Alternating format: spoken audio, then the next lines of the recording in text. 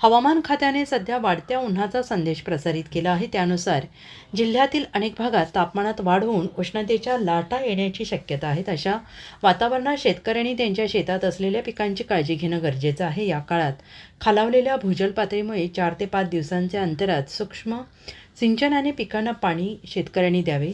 भाजीपाला आणि इतर पिकासाठी पाण्याचे नियोजन व्यवस्थित करावे आणि पाणी उपलब्ध होण्यासाठी मागील त्याला शेततळी या योजनेनुसार जास्तीत जास्त शेततळे शेतकऱ्यांनी घ्यावे असे आवाहन कृषी विभागामार्फत करण्यात येते आहे. हवामान खात्यानं प्रसारित केलेल्या संदेशानुसार उष्णतेची लाट आहे, ती लाट वाढत आहे आणि अशा वेळी शेतजमिनीत जी उभे असलेले पिकं आहेत त्या पिकांचं संरक्षण करणं आवश्यक आहे.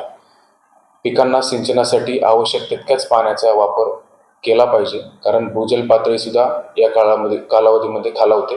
त्याचबरोबर पिकांना पाण्याचा अधिक ताण बसू नये म्हणून 4 ते 5 दिवसाच्या अंतराने सूक्ष्म सिंचन साधनांचा वापर करून, त्यामध्ये ड्रिप किंवा स्प्रिंकलर याचा वापर करून पिकांना पाणी देणं आवश्यक आहे.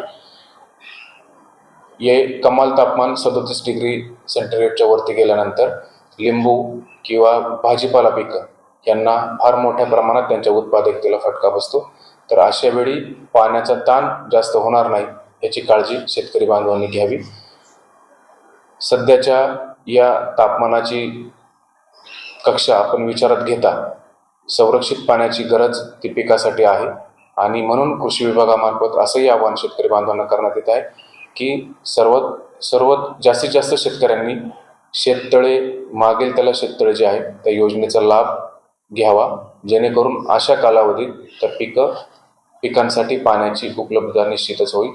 याचबरोबर वेळोवेळी जे काही हवामान खात्याकडून जे काही उष्णतेविषयी किंवा इतर तापमानाविषयी जे काही संदेश प्रसारित केले जातील तर ते सुद्धा आपण शेतकरी बांधवांनी त्याच्यानुसार उपाययोजना केल्यास आपली पिकं यापासून वाचू शकतील.